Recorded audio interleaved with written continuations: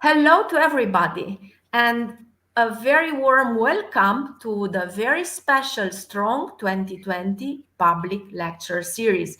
As you can already see, we are quite many of us today because this is indeed a very special lecture since we want to give you a flavor of what our European project has done in these years, which are part of our achievements and which are our future plans. And let me, before introducing my colleagues, tell you something about our project. So, as I was already mentioning, today we would like to give you a flavor about our project, and that's the reason for which we call the special lecture of today, May the Strong Force Be With You. So, there are some tales from our Strong 2020 project. And yeah, that was kind of inspired by the May the Force Be With You, which became very natural. In our case, May the Strong Force Be With You, because as we will show you, we are dealing with the strong interaction, one of the fundamental interactions which keeps the matter together. You and me are kept together by the strong force, which is still hiding many, many mysteries, which we are trying to unveil within our Strong 2020 European project, which is studying the strong interaction at the frontier of knowledge. And to do this, it intertwines fundamental research, both theory and experiment, but it's also having as an outcome a lot of very interesting applications, as you will see. And this project started already years ago in June 2019 and has received funding from the European Union's Horizon 2020 project. And let me tell you something more about how many are we. So it's a really a big project, which it's uh, actually being performed and pushed forward by 46 participant institutions coming from many countries. There are 14 European member states, one international interest organization, CERN, one European candidate country, and there are other countries which are not necessarily benefiting from the funding, but they are scientifically participating to our project. So altogether, we are 36 countries and thousands of researchers dealing with this absolutely fascinating research, developing a lot of interesting technology, a lot of interesting theories, but also making a lot of interesting research for technology, which has a very important impact also for society.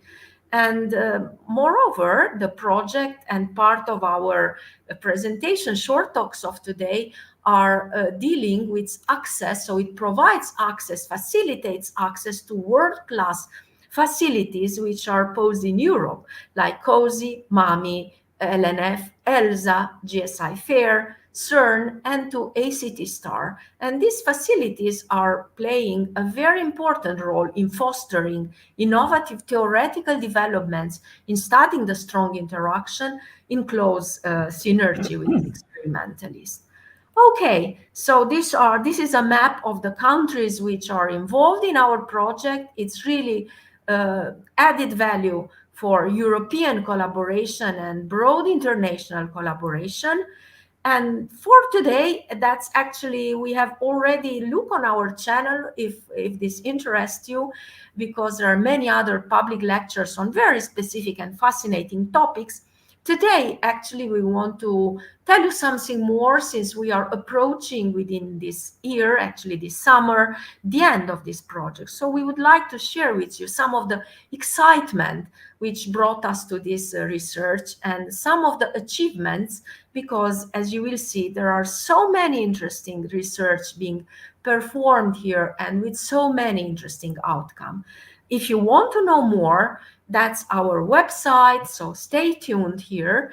And before starting to present my colleagues who will lead you in the fascinating issues of our project, let me tell you that if you are curious and you want to ask questions, just write them down in our chat and we will answer to you or try to answer to your questions after the presentations. And our speakers of today are researchers from Europe and from within our project.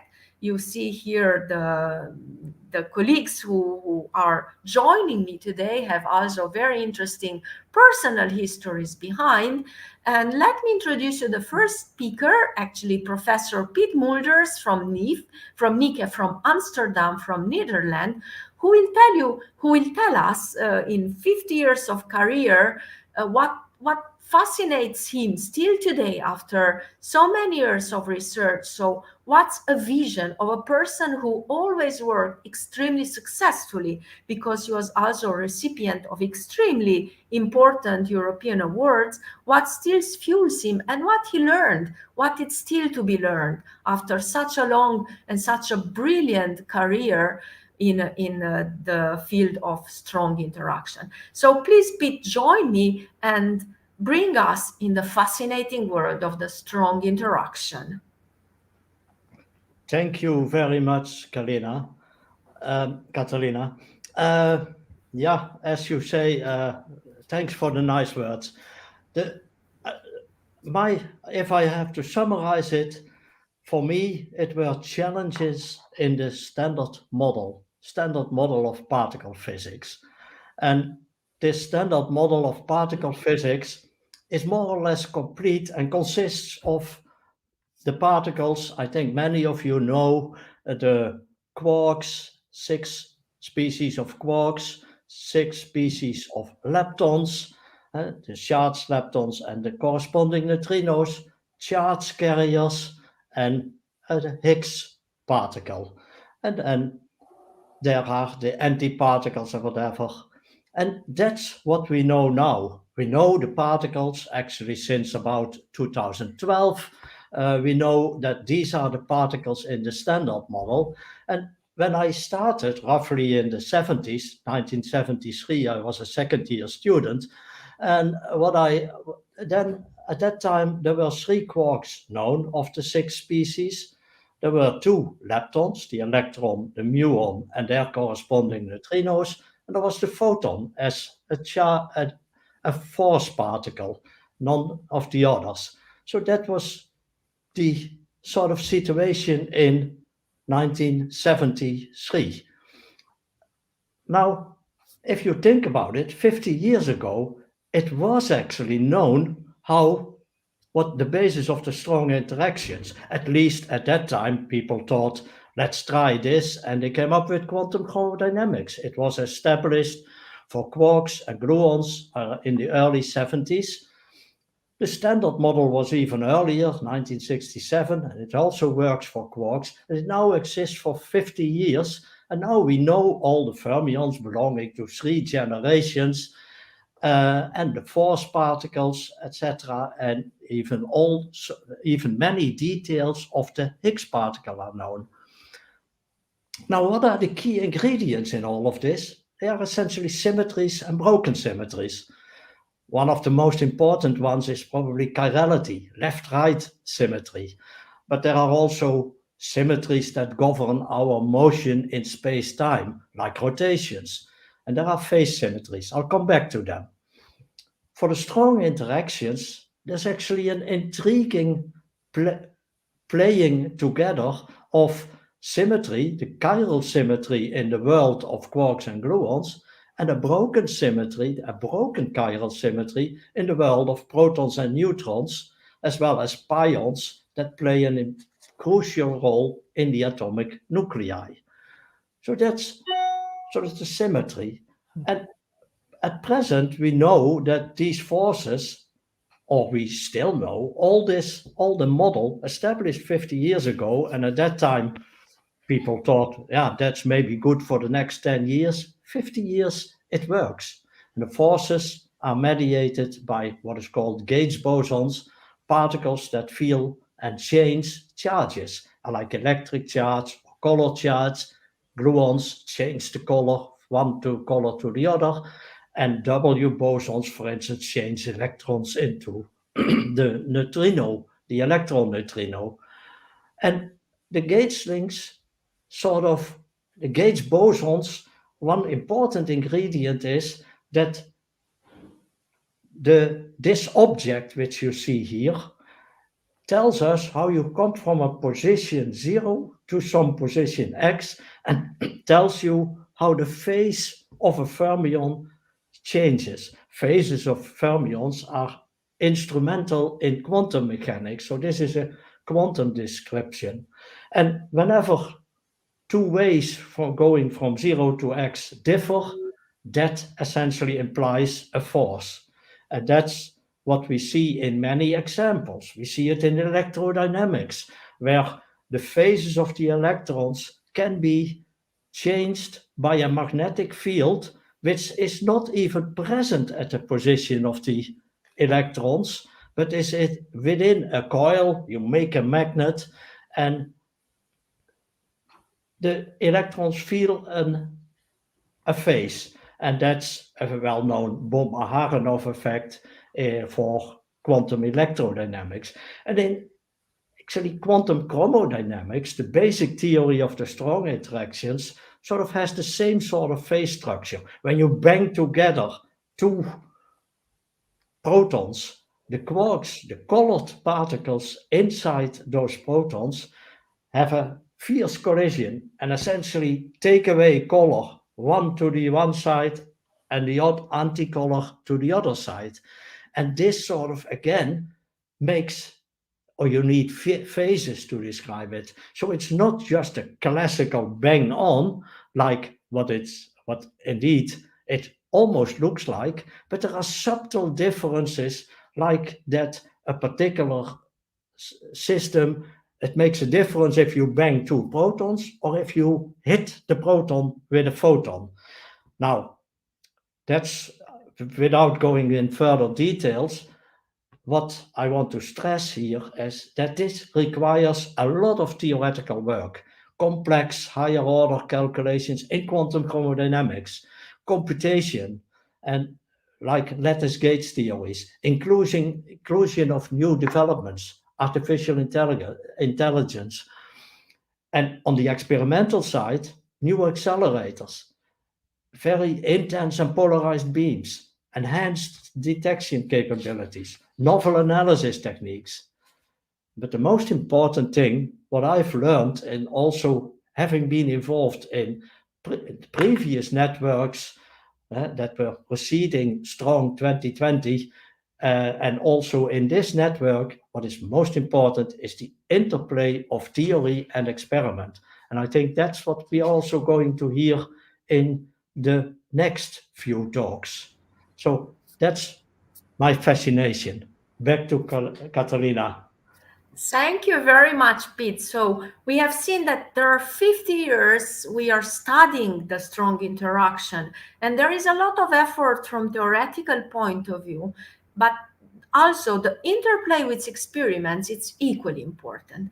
And let me introduce the next speaker, Marco Battaglieri, who is Director of Research in INFN in Genova, and he was actually the leader of the Italian effort and coordinator of the experimental activities in the United States at JLab laboratory, but he was also very, very interesting career because he was also working with neutrinos from the sky, so from cosmic messengers to neutrino to the eye. So with such a broad view, I would like to ask Marco to tell us something about his experience and what is his fascination about the strong interaction, and how is the way in which he and the project he's representing brought forward this research also within the Strong 2020 project. So thank you very much, Catalina, for the introduction. So my part is to cover the hadron spectroscopy part of the Strong 2020 activity. And let me start from the beginning, recalling what Pete just mentioned. First of all, that the most of the mass of the matter that surrounds us is just due to protons and neutrons that are nuclei. that makes nuclei and makes the baryonic matter that we know. This may be not the end of the story. There may be some dark matter still uncertain, but at least we have a deep understanding of the phenomenology of existing baryonic matter. Despite the simplicity of ingredients that Pete presented, a couple of particles, quark and leptons, and a very simple equation that is the QCD equation, the complexity is incredible how it emerged from such only few ingredients that you put together, and you have many particles that kind of zoo that populate the life of the universe. I mean, and the matter. Let me say that despite the simplicity and the beauty of the perturbative QCD, when you can really consider has a correct degree of freedom just a quark and the gluons, you have all the complexity connected to real life in non-perturbative regime of a QCD that makes things very complicated. You have to imagine the gluons may interact, not only let quarks interact, but they can interact among themselves, and there is a continuous interaction in the proton particles that goes at speed of light, confined in a very small size. That makes all this complexity emerging from these very simple ingredients. And so this the reason why, in spite of many years of studies and attempted to try to explain in a simple way the structure and the particles that surround us, or that can be created in an experiment at CERN or in a big accelerator where you transform energy mass, we still have just not a complete understanding, at least, of the full picture. In particular, there are questions that we should answer to have a full understanding. For instance, I mean, the basic one is if you can consider the mass of quarks. Bare quarks have mass of few MeV. Now, if you look at a particle like a proton that is supposed to be mainly dominated by a state of 3 quarks, the mass is in the range of GeV. So you move by a factor on a completely different scale, by a factor of 1,000. So what is really giving? Well, how it brings bare quarks of few MeV producing something, a bound state like a nucleon, like a proton, that weight in the range of 1 GeV.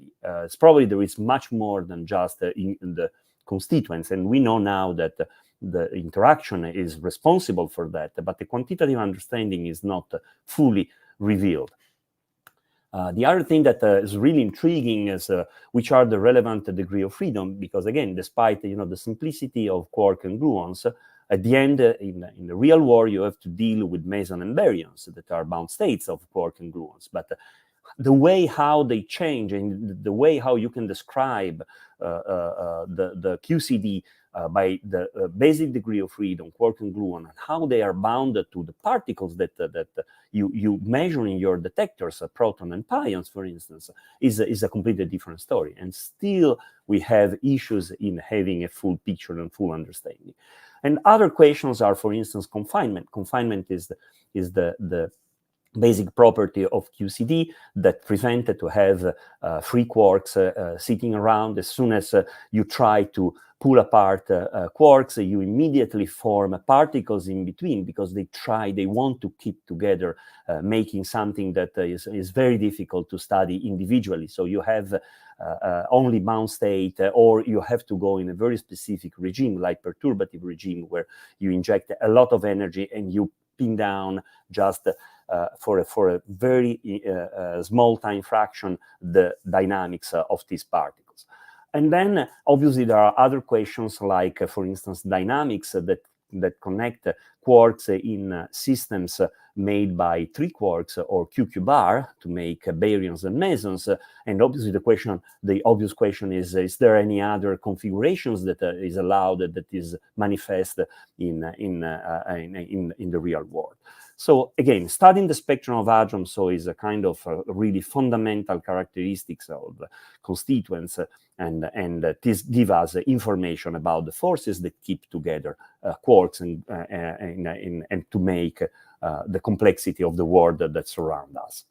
Hadron spectroscopy is a long tradition, as it was already mentioned by Pete. Discovery of the first particle happened in the 40s, where people realized that other than the proton and the electron, you had many other, in particular, many other hadrons, pions, kaons, and then started, a full zoo, including strangeness, and etc., etc.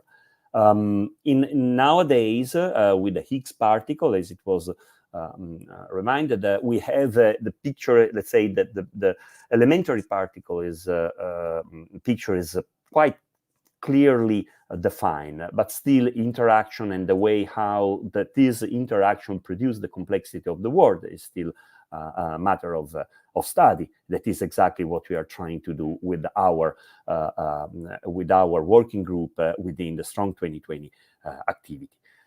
What we know so far is that let's say the dominant configuration of quarks collect in mesons, quark and an anti-quark, or they collect in baryons, where you have three quarks interacting. And I would say that this simple picture is, other than described by, let's say, phenomenological model that takes into account only this degree of freedom, this is very well reproduced also ab initio calculation, like lattice QCD, or where the Lagrangian of QCD enters significantly. And so there is a one-to-one connection between, let's say, phenomenology, particle that you observe, and the theory that produces the equation. But this is not the end of the story, because as soon as if you look at the spectrum of light quark, for instance, you see that this is much more populated than what you may expect.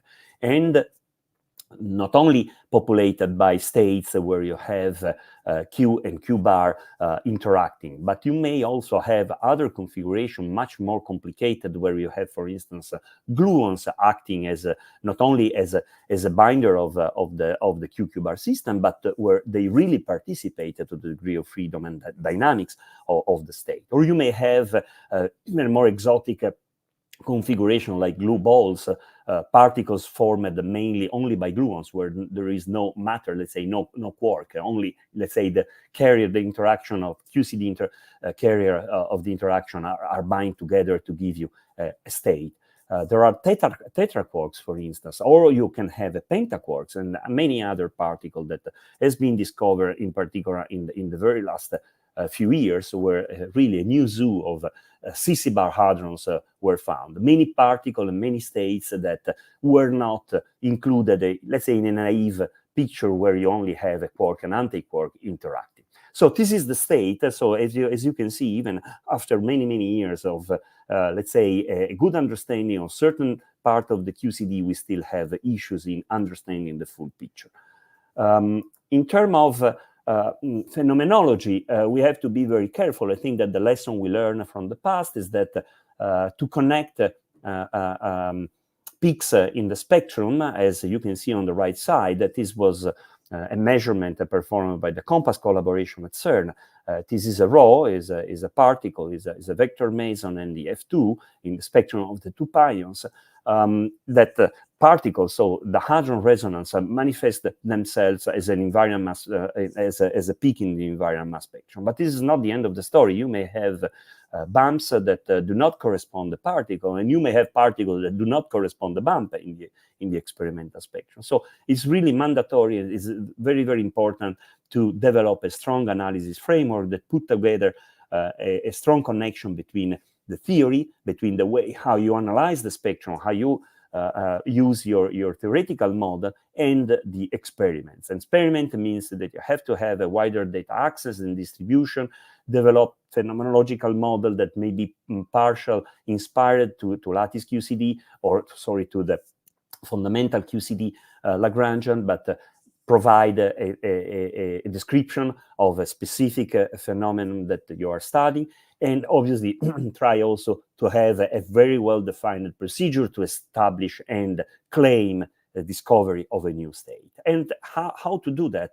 You really have to have a strong and very special collaboration between experimentalist and theoretician. This is exactly what Pete concluded, and it is exactly the same conclusion I have from, let's say, the experimental point of view.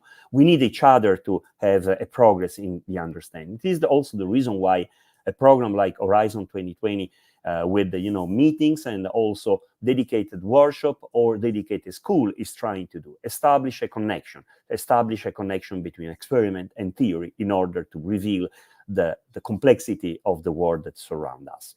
So thank you, and I give again the scene to Catalina. Thank you. Thank you very much, Marco. So Marco has shown us a part of the very interesting and fascinating activities which are going to try to understand how the building blocks of our world are keeping together, and that's not at all easy. So that's the reason for which we require a lot of complementary experimental activities. And now we move from the United States, we move to CERN, and we go with Fulvio Tessarotto, who's coming from INFN Trieste. He's doing a lot of experimental activity at CERN, and he will tell us another piece of information of how experiments done in a different framework, they are contributing and bringing another piece in our understanding of the strong interaction. So Fulvio, please, the floor is yours. Thank you.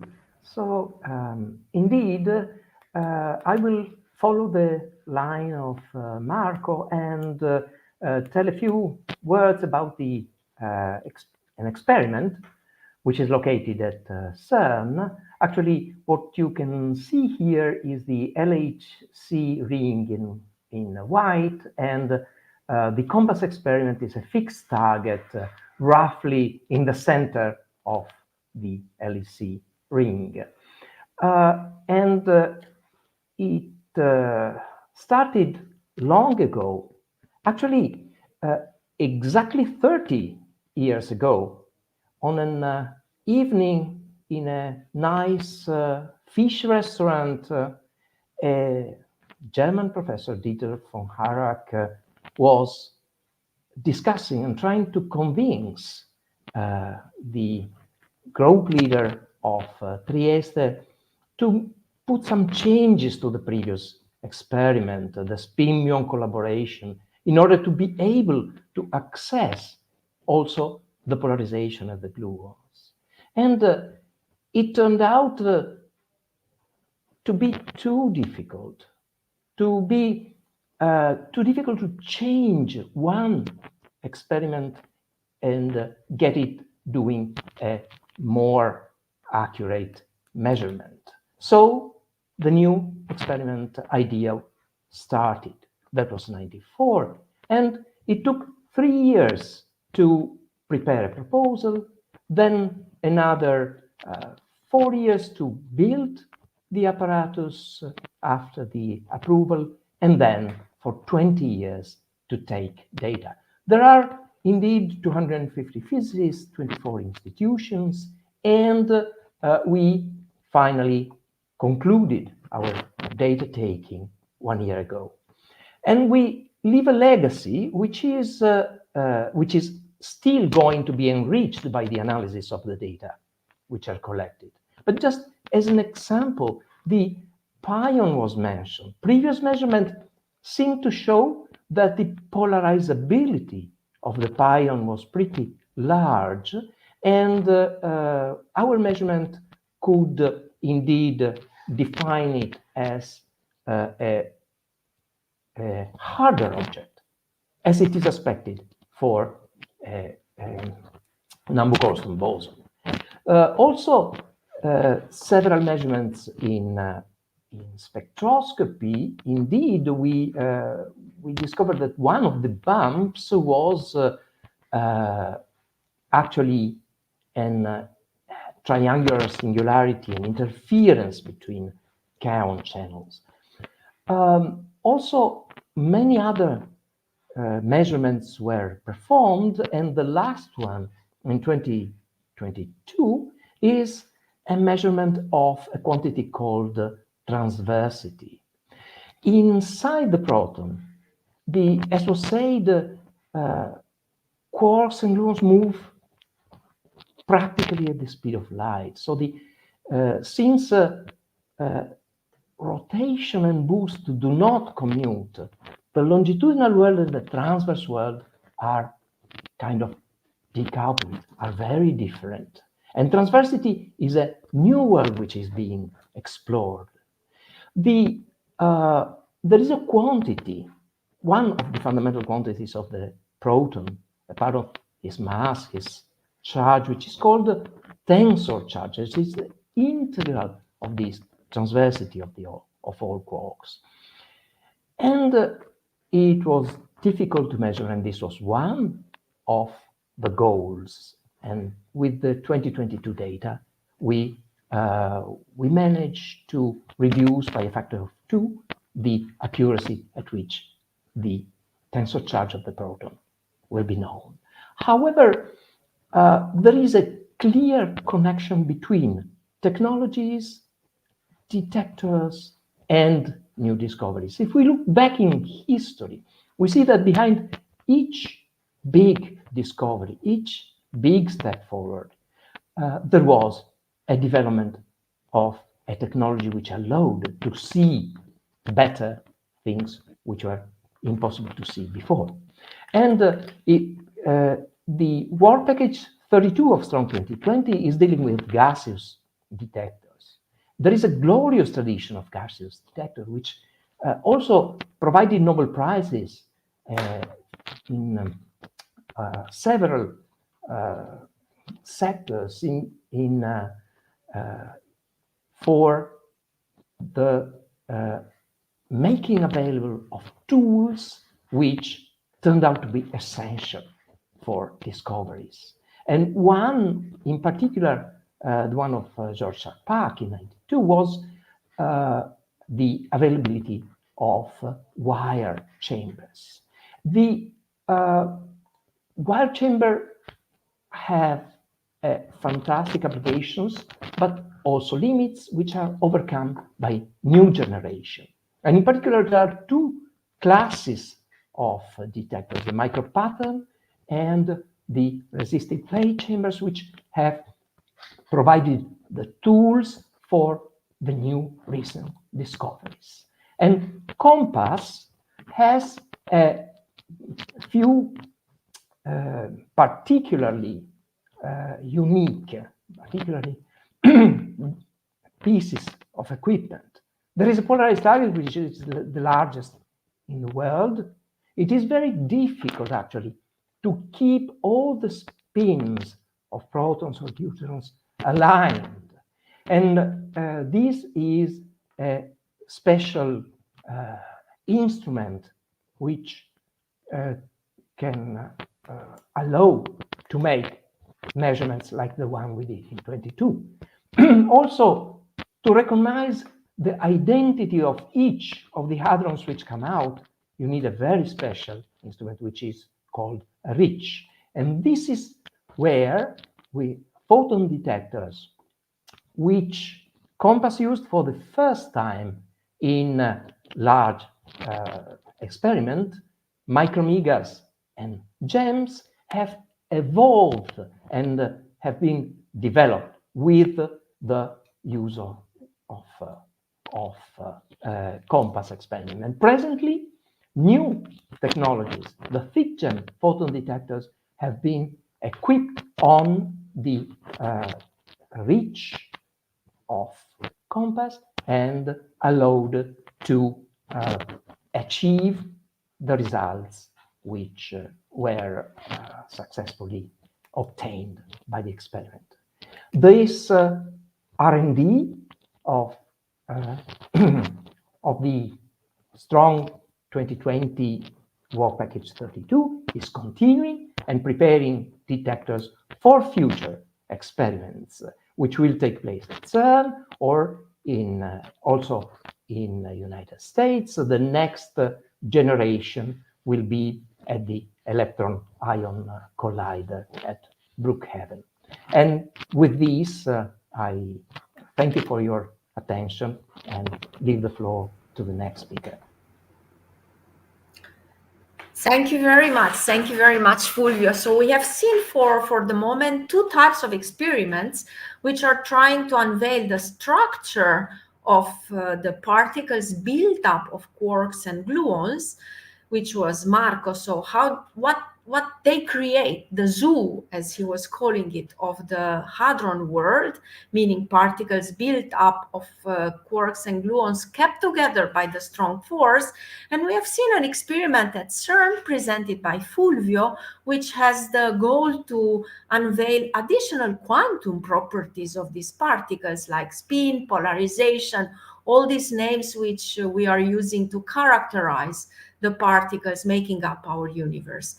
But yeah, that's as we were underlining again and again, the theory and the experiments are strongly going together. And I would like to introduce our very young next speaker, Mariana Sorba, who's actually just about to finalize her PhD thesis, and she is a theoretician from SISA in Trieste, and she's working in theory, trying to unveil, to contribute to unveiling different regimes of the strong interaction such that we can understand better how this works, not necessarily in the conditions which are given by the daily life, but also pushing to the regimes of density and of interaction, which might unveil and help us to understand what Pete was calling so nicely symmetries and how the symmetries are broken. So please, Mariana, it's your turn to tell us about theoretical developments. Thank you very much, Catalina. Good afternoon to everybody. And today in this brief talk, I would like to give you some description of phase transitions in the theory of strong interaction. In particular, let me explain you the phase diagram of QCD. That is the following. On the vertical axis, we have temperature. On the horizontal axis, we have the baryonic chemical potential that describes the asymmetry between particles and antiparticles. The ordinary state of matter that we all know from our universe lies here in the diagram. So at low values of temperature and chemical potential, we have the quarks and gluons confined into hadrons. They can be baryons or mesons, and this is the matter that we all know. But if we imagine to go at very high temperature, these degrees of freedom, quarks and gluons, can deconfine, and we can have a phase of matter that is called the quark-gluon plasma, where the basic degrees of freedoms are the quarks alone and the gluons alone. Moreover, in this phase diagram, another exotic regime is the one of the matter constituting the neutron stars that lies here at low temperature and high density. Neutron stars are the result of the collapsing of supergiant massive stars, and they are very dense and small objects. So understanding the QCD phase diagram can also have some cosmological implications on the study of such objects. But coming back to our two phases, the quark-gluon plasma and the ordinary matter, we can of course imagine that there will be a transition between these two phases. So this will be a boundary transition line that is expected to have the following behavior. So in the first part, at low values of density, there will be a smooth crossover. In particular, it starts at 155 mega electron volt, as it is known analytically. And then this transition becomes a first order phase transition ending into a critical point. But the location of this critical point and actually of the whole phase transition line is uncertain. And so the challenge that the people, the scientists in this community are facing is actually to locate this transition line both from an experimental and a theoretical point of view. From the experimental side, as you already understood from the previous presentations, there are different experiments trying to scan this transition line. For example, the LHC in Geneva, the RIC in the US, NICA in Russia, and FAIR in Germany.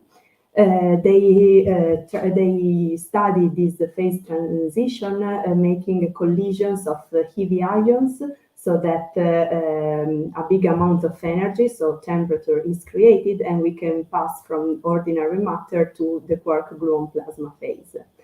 While on the theoretical side, the main approach to be used is the one of lattice QCD. And this can be done with different techniques, for example, Monte Carlo simulations that are very useful if, unfortunately, the chemical potential is zero. Otherwise, if you push in this direction, with the increasing value of chemical potential, you will have some problems and you have to use other methodologies. Anyway, this lattice QCD approach is the main theoretical method used by the community studying the QCD phase diagram. And to this perspective, I would like to draw your attention to the workshop that we did in spring of 2022 in Florence at the GGI Institute, where many results from the community of theoreticians working in lattice QCD were presented, and there was a great exchange of ideas because there were about 40 talks from about 30 institutions all over the world. The topics ranged from the study of the thermal phases in QCD, the cosmological implications of the study of quark-gluon plasma, the QCD axion, the sign problem, the field theoretical approach, and so on. In particular, this workshop fitted very well into the project of Strong 2020, because not only it enhanced the exchange of ideas, but it also resulted into a white paper that we published in this journal. And so if you are interested, you can have a look at this paper to better understand the updated results from lattice QCD. So thank you very much. So thank you very much, Mariana, because you were bringing us you're bringing an additional aspect, which is actually very, very important, namely networking.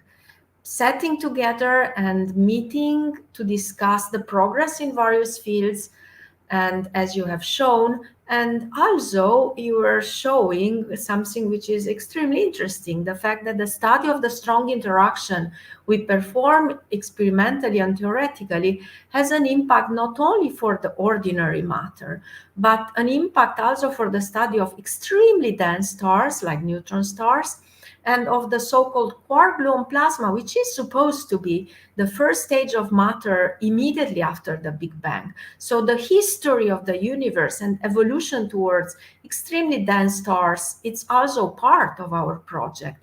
And speaking about exotic objects, we move now to the next speaker, who's going to show us how we can do experiments which are extending from ordinary matter, namely up and down quarks, to studies which are taking into account and study the interaction of the strange quarks, experiments which are being done in Frascati. So I invite Dr. Luca De Paolis to tell us something about the research activities undergoing in Frascati National Laboratory on the accelerator, which we have here.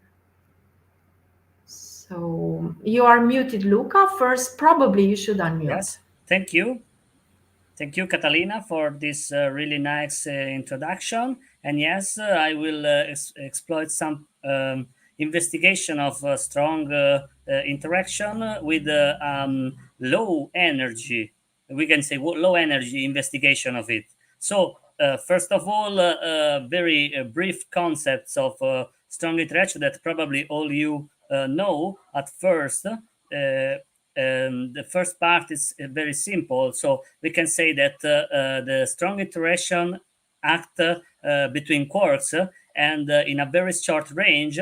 And we know that in the nature there are only two kind of particles in which we can find this kind of interaction are all hadrons and are divided in baryons and mesons.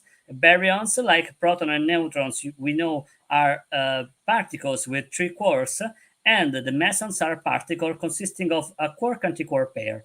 In particular, the kind of exotic atoms that we are investigated at the National Laboratory of Frascati are done with this counts. So this mesons, which is an unstable meson, it decays in 10 to minus 8 seconds, and it's produced at the National Laboratory of Frascati. So we can say that this is a way to study the strong interaction, bringing hadrons very close each other through the atomic system. In fact, in principle, what is happening here is that when a kaon is arriving close to the atom, it is replacing an electron, and it can perform electronic electromagnetic cascade inside the nucleus, inside the atom, sorry, and going very close to the nucleus, and there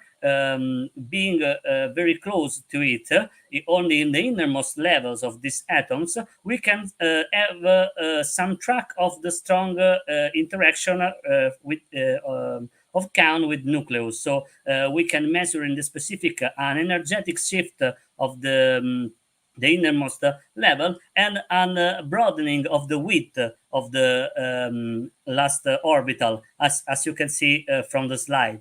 So the complex of National Laboratory of Frascati accelerators, it's all centered into the production of these kaons, and we have a linear accelerator that you can see in the picture right below, that is the LINAC accelerator, and then there is the Daphne accelerator, which produced the meson Phi. This meson is decaying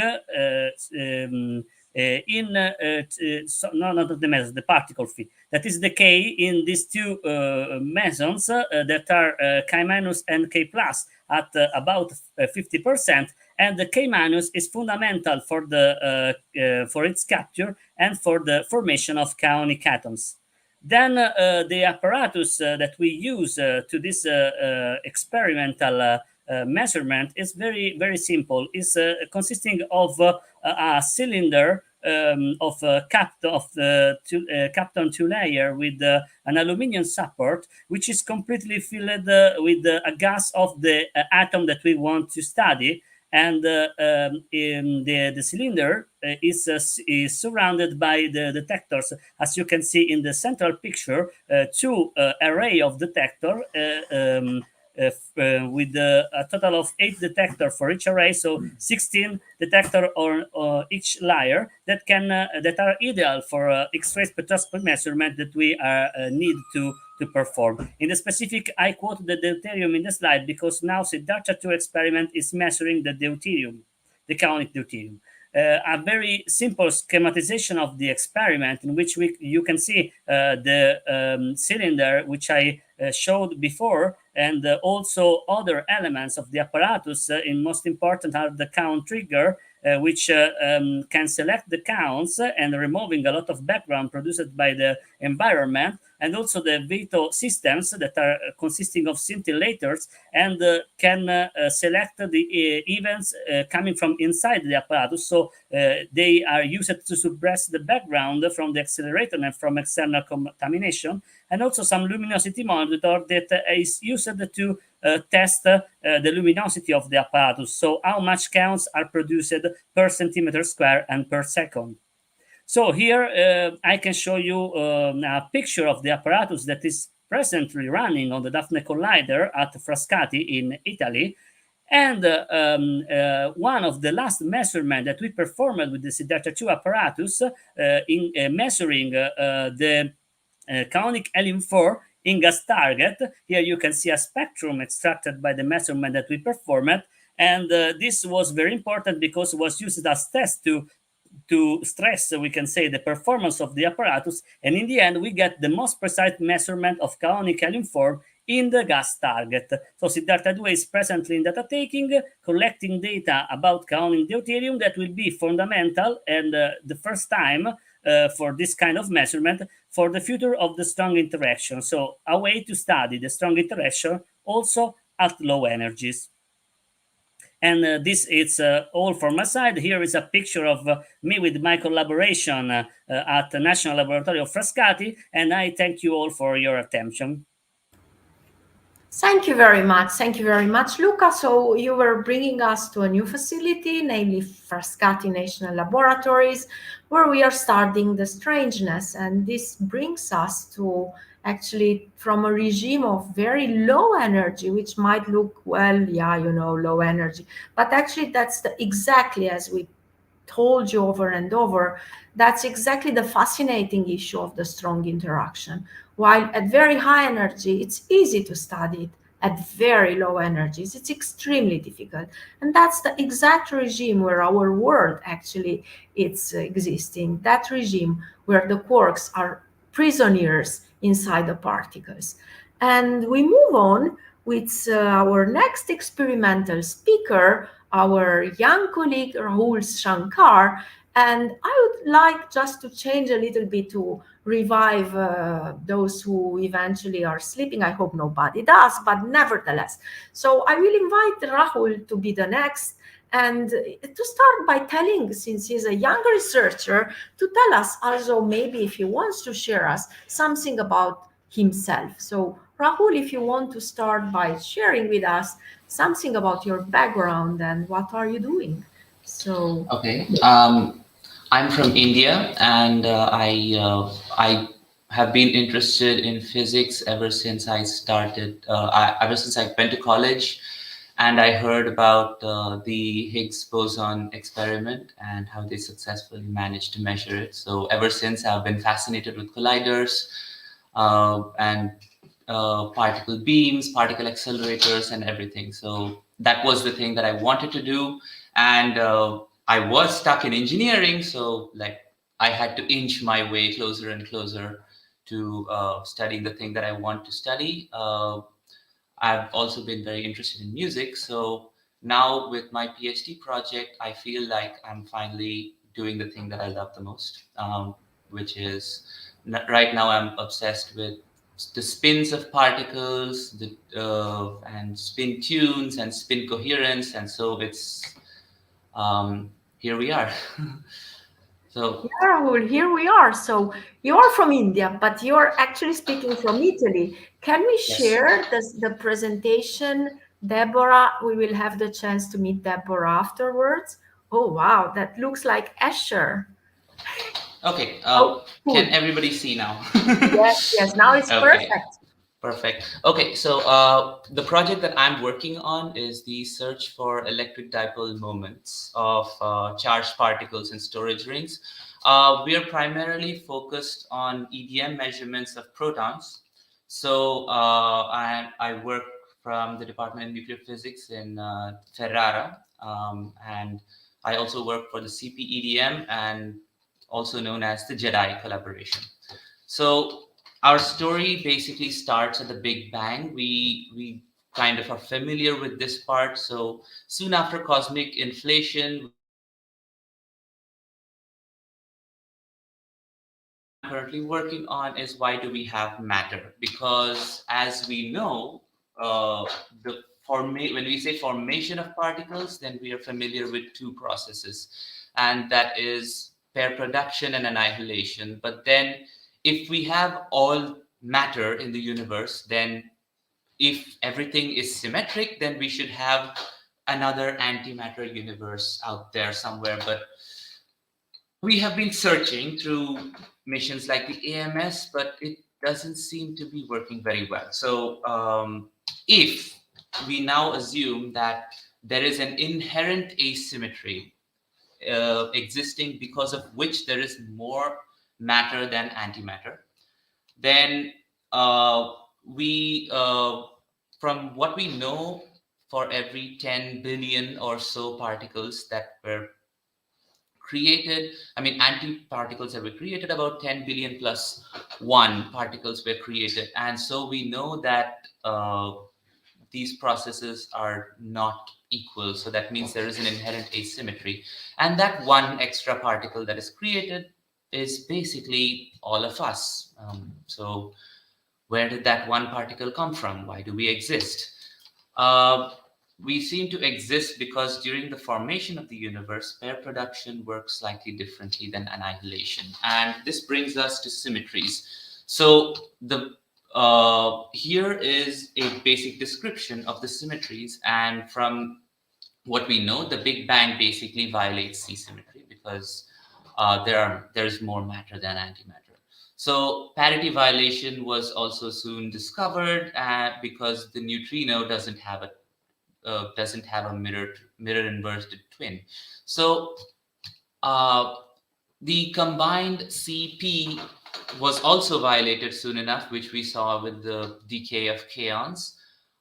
So what we are left with is a complete CPT symmetry, which so far remains unbroken. So now is kind of like the holy grail of physics. And from this CPT theorem, we can also say that anything that violates CP also violates T. So now bringing us back to the asymmetry that we see, we know that these two processes are time inversions of each other. So from that, Andrei Sakharov had now put forward the conditions to explain the dominance of matter over antimatter in the universe. It is clearly necessary that at the beginning of our universe, both P and T symmetries were violated. And this, by the CPT theorem, gives us a combined violation of CP. So CP violation is important for the matter to be dominant in the universe. And as it turns out, the electric dipole moments of protons, which basically creates a sort of polarization in the proton, but it is similar to the polarization we find in the water molecule, but slightly different because the proton is overall positively charged. But then you can say that it's slightly more positively charged on the top and slightly less positively charged on the bottom. And this phenomenon of EDM is only possible if if independently P and T symmetries are violated, because if the electric dipole moment exists and is significant, then it basically violates both P and T. So we can say that measuring the electric dipole moment is a very good probe into the standard model, because the standard model predicts that this EDM basically doesn't exist. So now we come to the challenging part. So it's not easy to measure EDM because of exactly how tiny it is. If you want an EDM to exist that explains the matter-antimatter asymmetry, then we would have an EDM that would be around 10 to the power minus 26. Already we are at scarily small numbers. And there are theories that can that basically put the EDM of the proton to around this range, and maybe so we can explain it. However, the probing question is that the standard model doesn't. The standard model predicts that the EDM, if it all exists, it exists about maybe less than 10 to the power minus 31 ECM. So if we want to measure it, we need to have a sensitivity of at least this much.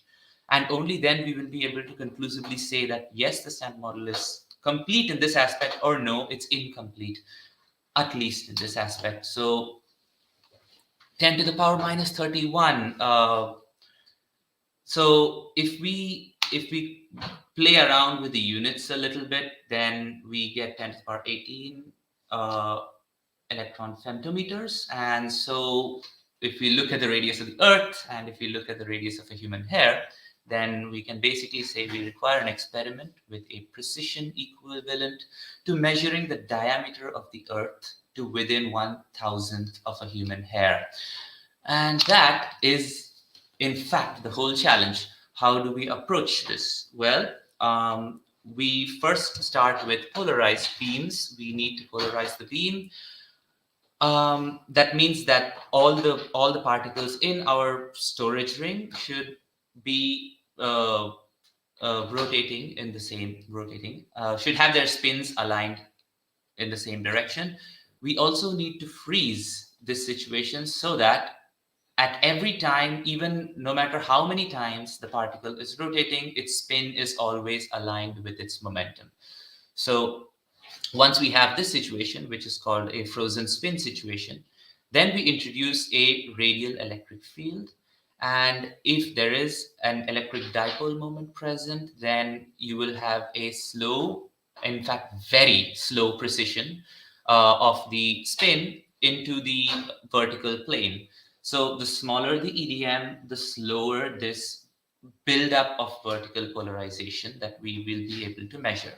So in order to be able to measure this, we need not only that the frozen spin situation is maintained for the idealized particle, but then if we are simulating a whole bunch of particles, then we would require that all of those particles in this bunch would remain, would behave in basically the same way. And the amount of time for which, within which this bunch of particles remains coherent, as in are almost all facing the same direction, is known as spin coherence time. And this maximizing the spin coherence time is basically my goal here.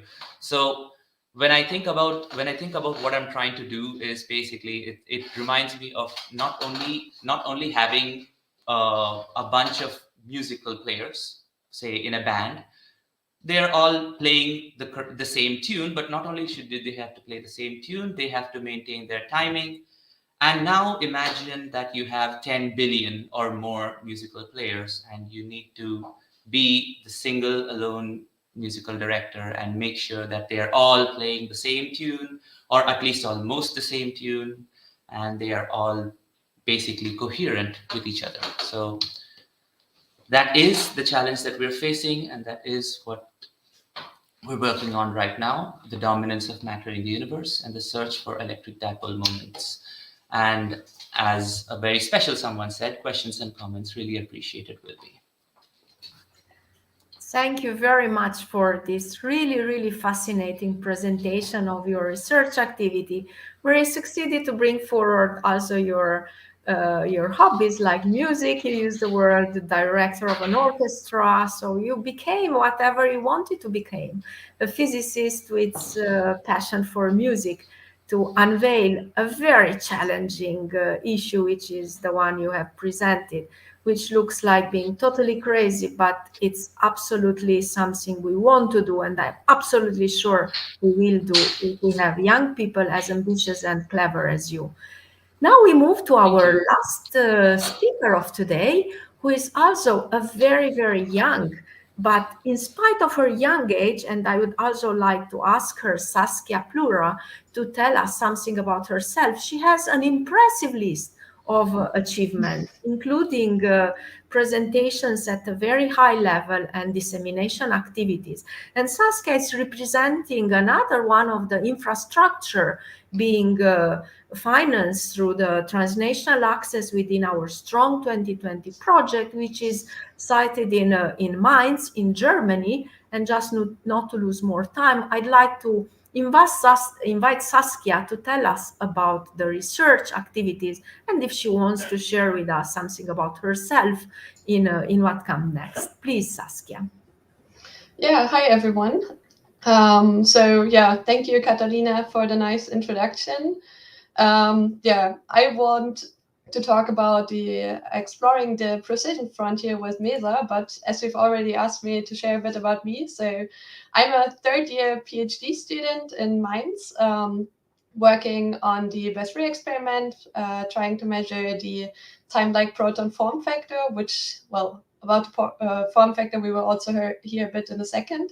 And I'm also working at the Dark MESA experiment, which I will also talk about briefly, where I'm looking for dark matter. And yeah, as you've said, I like engaging in science communication, but I also enjoy traveling, sailing, and figure skating. So I have a lot of hobbies, and I like to talk about my work. So that's why I'm here today. And yeah, so let's talk a bit about what we are doing here in Mainz. So I want to introduce to you the MESA accelerator, which is actually not yet in operation. It's an upcoming accelerator facility, which will start operation in 2025. So just one more year to go. And we are located here at the campus of the University of Mainz in Germany. So here in this red circle, you can see the Institute of Nuclear Physics. And our accelerator is an electron accelerator with an energy of up to 155 MeV and has three main experiments, which are called the P2 experiment, the MAGIX experiment, and the Dark MESA experiment. And our goal here is to explore the Hadron Precision Physics frontier. So what is that? We have a very rich physics program, and we will try to do a lot of precision measurements of standard model of variables and parameters that will not only help us understand the standard model better, but also allow us to learn a bit more about physics beyond the standard model. And we will also do new physics searches for dark matter, so with the MAGIX and Dark MESA experiment. And because we can achieve such high precision measurements, we can go all the way to up to 50 TeV with a 155 MeV accelerator experiment. So we can, even though we are operating at low energies, we are so precise that we can influence effects on the, learn more about effects on energy scales that are more than 10 or 6 orders of magnitude larger than what we're currently dealing with, which is pretty exciting. So what makes MESA so unique? MESA itself at the accelerator is already pretty interesting. So we have two operating modes. The first is the extracted beam mode at roughly 150 to 155 MeV, which is serving the P2 and Dark MESA experiments. And then we also have the energy recovery mode at 105 MeV, which is serving the MAGIX experiment. And this one is pretty exciting because by slowing down the electrons after they interacted with the MAGIX experiment, we can get the energy back and use this to accelerate the next electron. So that way we can actually recover the energy and make particle physics a bit more sustainable. And this is a novel technology that hasn't been tested before. So that's pretty exciting that we get to do this now. Also, we are operating at very high intensities. That means that we can achieve large data sets in a short amount of time, which is necessary not only for dark matter searches, but also to get enough statistics for precision measurements as we are trying to do here. And so we just heard a little bit about polarized beams. MESA offers a polarized beam. So we can do experiments that need spin polarization, such as, for example, the P2 experiment. So we have a unique environment for precision experiments for hadron physics at low energies. So let's look a bit deeper into the experiments. And let's start with the P2 experiment, which is trying to test the standard model with unparalleled precision.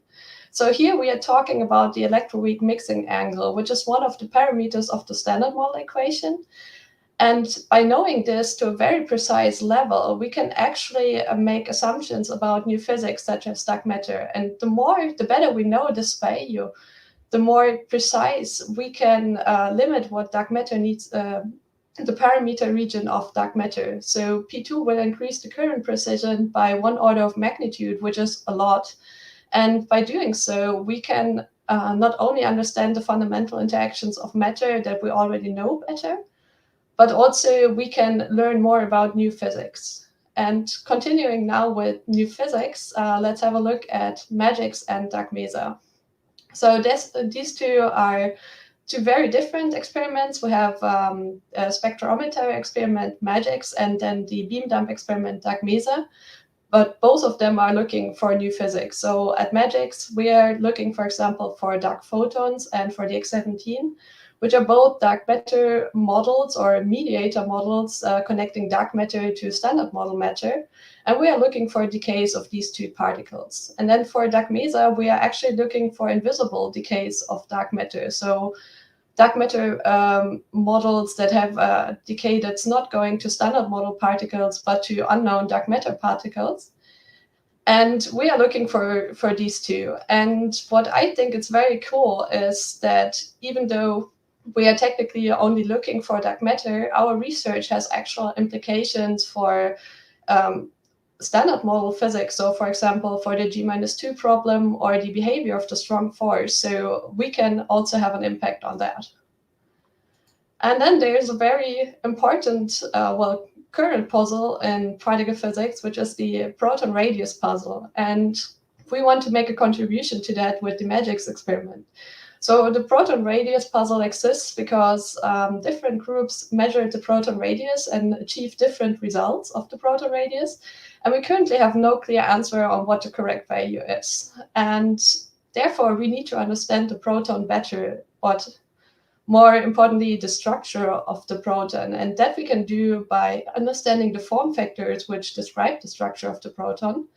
And we need to measure them more precisely. So MAGIX will try to measure the proton form factors more precisely. And because the proton form factor is not a constant value, but is depending on the energy momentum transfer in a reaction, we need to cover the region with different experiments. And MAGIX is trying to aim to measure energy momentum transfers at low Q squares and contribute there. And by understanding there the proton form factor, to measure that one more precisely, we understand the proton structure a bit better.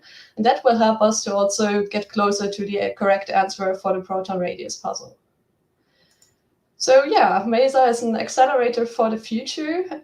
We will test new and innovative technologies that have also been greatly influenced by the Strong 2020 collaboration. So thanks to all collaborators here. And with MESA, we want to advance hadron physics by precision measurements and reach new levels of precision that will tell us a lot more about the physics happening there.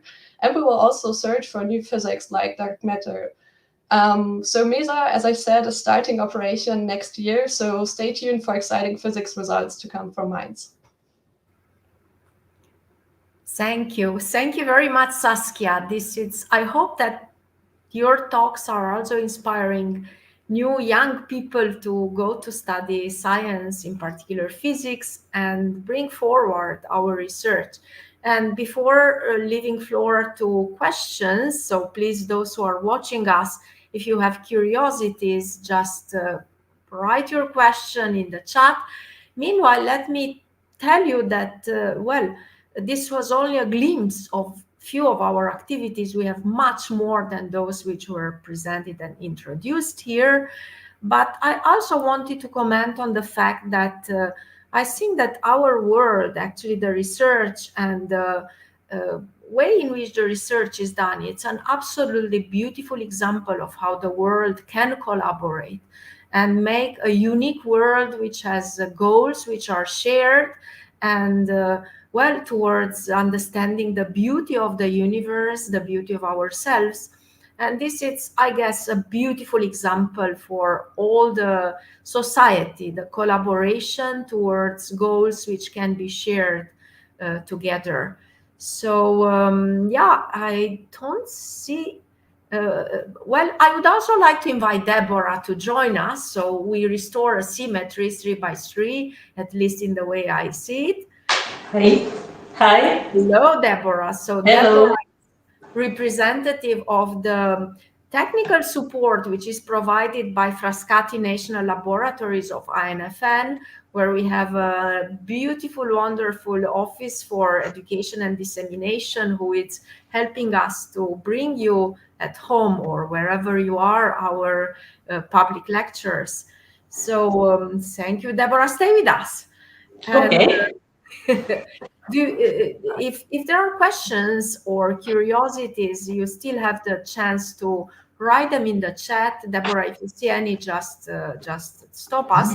But yeah, since I don't see, at least for the moment, I'd like to ask myself, Pete, can I start with you?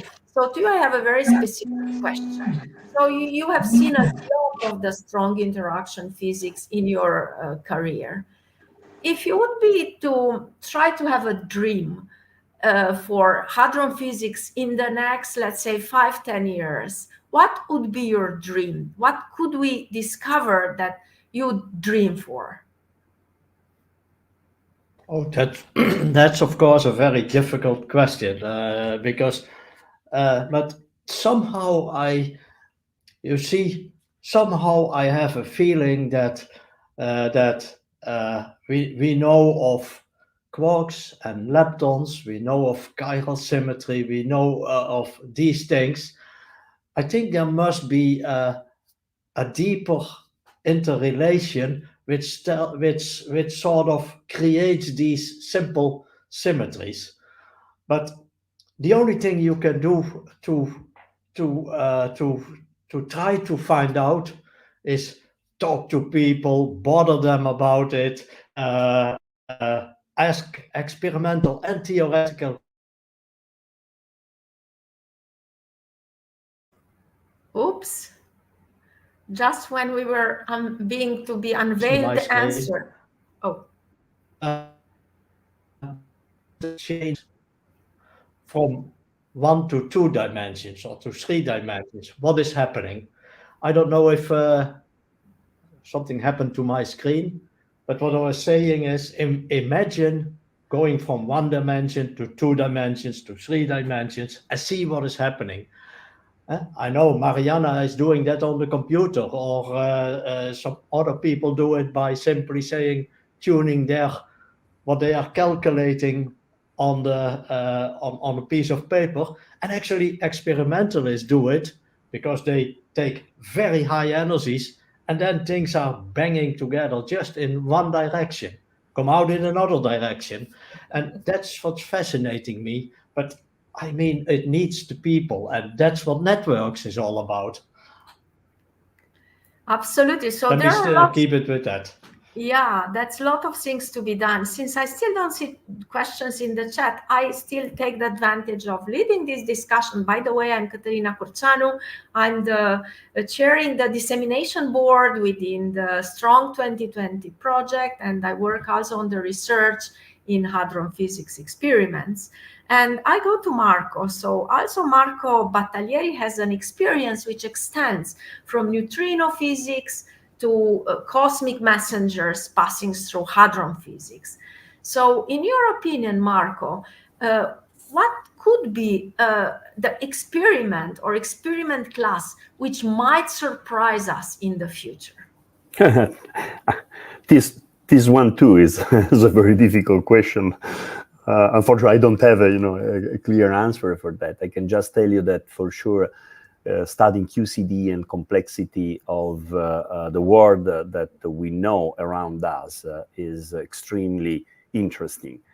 And there is now a tendency to look at the other, let's say, probes. There is now in particular the multi-messenger astrophysics that is a new and very interesting way to look at around us, the sky, and look at and try to answer some of the fundamental questions about the nature of the universe that obviously deserve to be answered, and technology, techniques have been optimized for that.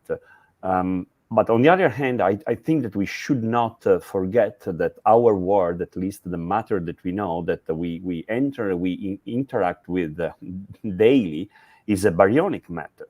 So, and even if the complexity of QCD may be a kind of, on one hand, let's say, barrier or a complicated system, I think that complexity is anyway, interesting, culturally interesting. So my real hope for the future, in particular for new generations, is that they get inspired despite the complexity, because we know that we know people, really bright minds working in QCD and try to explain in a simple way or with the kind of have the feeling of what's going on in this complex system. And we had, progress slowly. We are progressing in this understanding. So my worry, rather than, be my hope is that for the future, we still have people that will be interested in the field, because this is really, we are made of baryons, we are made of protons and neutrons. We are, nuclear physics, and is the one that other than, for applications, and we didn't talk today, that is another very important part, but this is what we are made of. So we need to understand. We have to, as a human being, to understand why quarks are bound together and know in details how they are. This is exactly what QCD and hadron physics is trying to answer. And we have not to be scared by the complexity. I hope that, new generation will be much clever than us and will give us, this is my hope, really my hope. Yeah, I think Giorgio Parisi, our Nobel Prize for Complexity, would strongly agree with you that that's a new way to look into it. Exactly. Yeah. This is probably what we're missing. Right. We have a huge phenomenology. We have a lot of quantitative probes and clues about our world, but we still need some, bright mind, a new Einstein. To look at things differently. Exactly, and put together and give us, a simple explanation of such a huge complexity. Absolutely. You mentioned detector systems and the importance to go beyond the barrier of what we know today. And I'd like to ask a question to Fulvio in this regard, because he's a mastermind of detector technologies. And you properly were mentioning, Marco, that detectors are very important, but they also are used, so they are of great benefit for society. And actually, our Strong 2020 project pays special attention to potential applications of our technologies for the benefit of humankind. So I'd like to invite Fulvio to tell us some words about which can be, are applications. So what kind of sectors of society take full benefit of what we are doing to understand the strong interaction?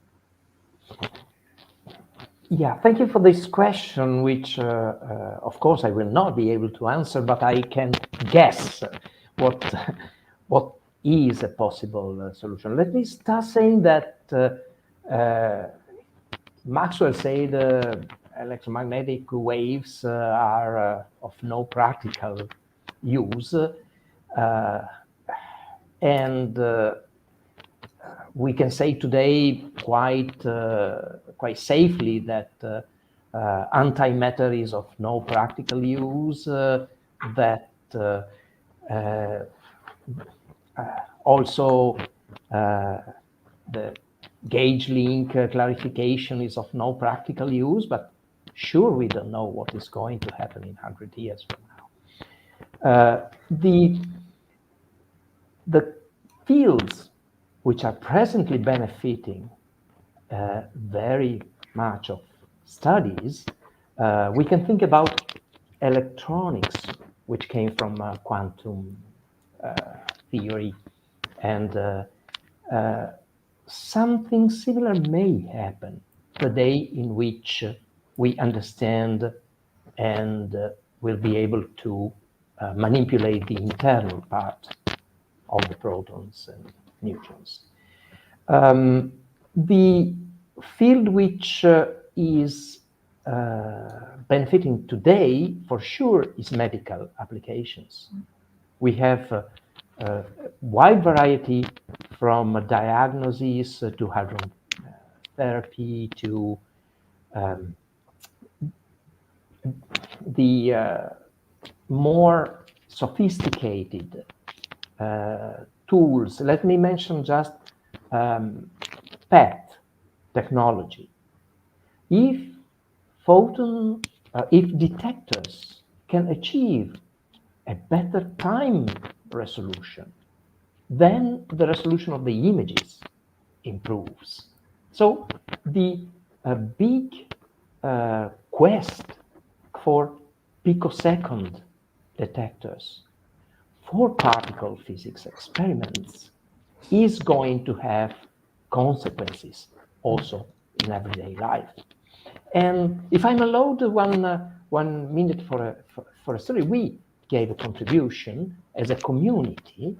We think whenever we browse content, we don't pay royalties. This is because Tim Berners-Lee was working in a high physics laboratory and not in a private company when he discovered the www.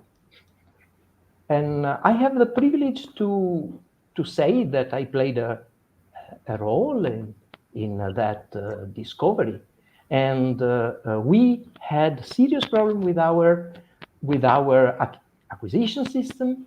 So we went to the boss of the information technology division, and he said, the only person who can probably fix your problem is Tim Berners-Lee. So he was particularly kind and promised to fix the bugs before the next run, which was in a month. And then 1 week and a second week passed, and then we go back to him, and he was apologizing that he had no time, but don't worry. Then we went back to the boss, who put a little pressure, and finally we got our problem fixed. And Tim said, but it cost me more than what I expected. It cost me 3 days to fix your problem.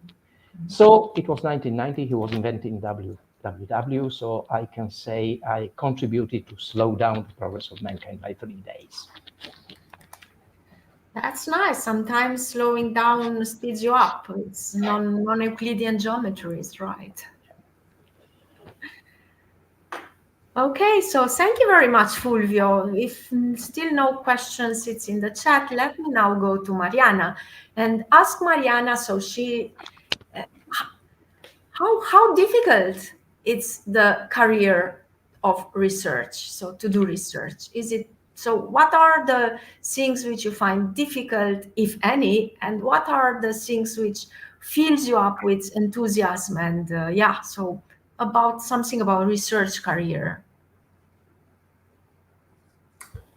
Thank you for the question. Yes, the first thing that I like of research is that I like my job. So it's not obvious for every job, and you spend many hours because you don't see time passing. This is the positive part, but in my opinion, of course, there are also some negative maybe points, and one of that can be that today the career is very long. This is what I perceive. And I know you have to move between many institutions, many countries. I don't know. Sometimes it can be difficult to merge your personal life and the career. But anyway, as I said at the beginning, the positive part is there, so it makes you continue. Yeah, so if you have a family, it's a bit more difficult to move, but the enthusiasm is there and it compensates somehow. But now I go to somebody who really moved and didn't move for 100 kilometers, but for thousands. So thinking about this, I go to Rahul. And I want to ask him more or less the same question as Mariana. Since you moved to another continent, what do you find kind of different or the same. So would you advise this to the young people? How do you live this? You are muted. Yeah. So I mean, for me, it's a very. I'm not sure if I would. I mean, it was a nice experience for me to move, but I think my case is different from many people. I would not say most, but many.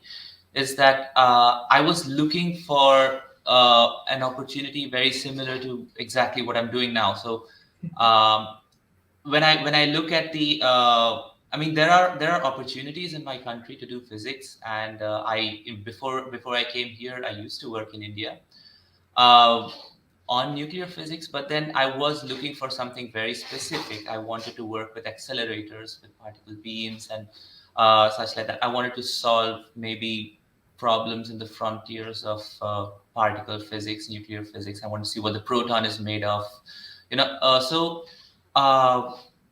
I mean, for me, the experience has been mostly good because I get to work on specifically what I want to work only here.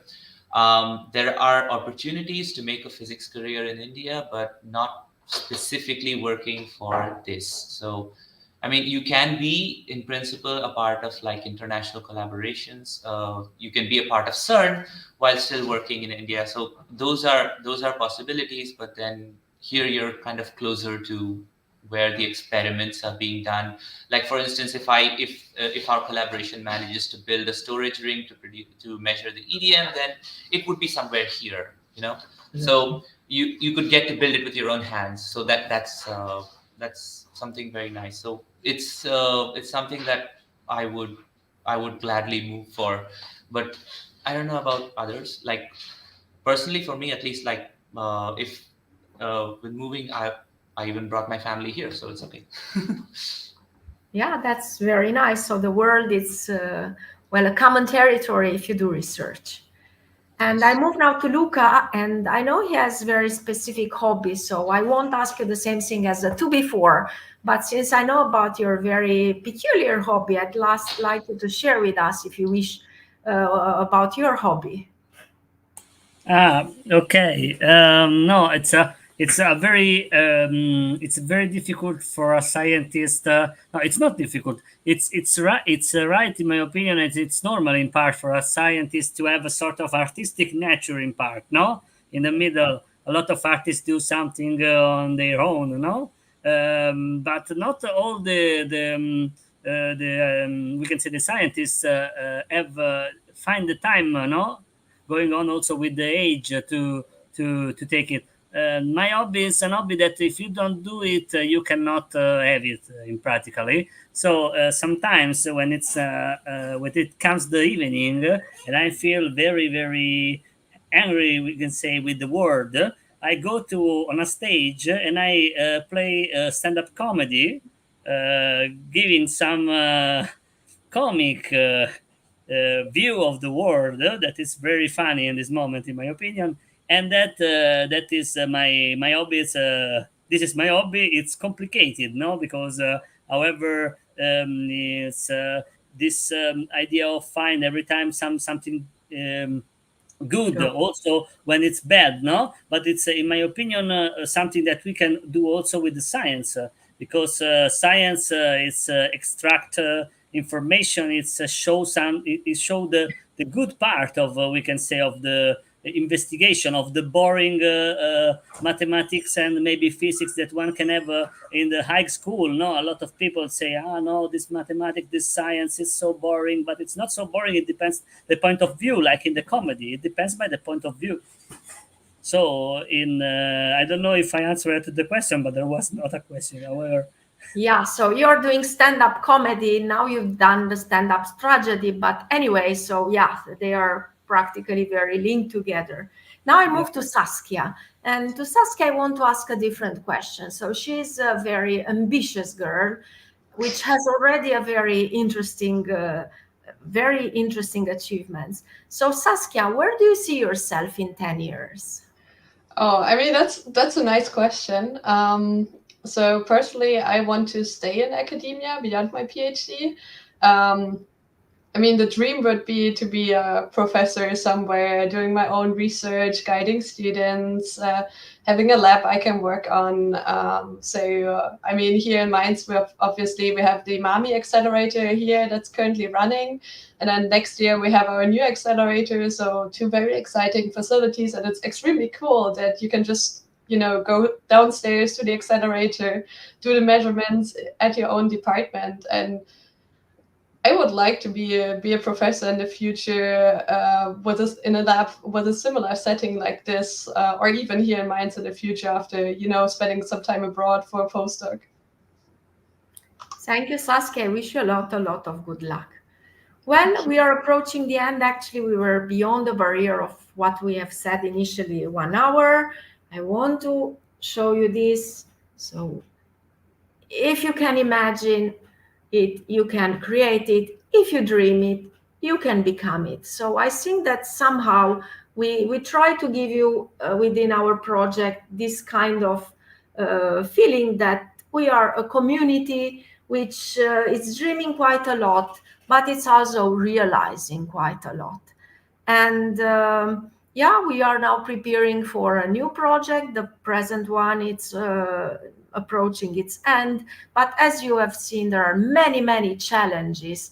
We have understood a lot more, but this doesn't mean we understood everything. So from the very essence of what we are to the universe, beginning of the universe, this balance between matter and antimatter, to the evolution to extreme objects like neutron stars, there is still a lot of territories to be explored. So I think we can close here. We thank very much to Deborah for allowing us and to the service of Frascati. And thank you all, dear colleagues, dear friends, for joining me this evening, this afternoon, within this very pleasant for me, presentation of our activities. And I wish you a very nice evening. And for the others, I invite you to join us to the next public lecture, which will be probably in 1 month by now. So goodbye. Thank you.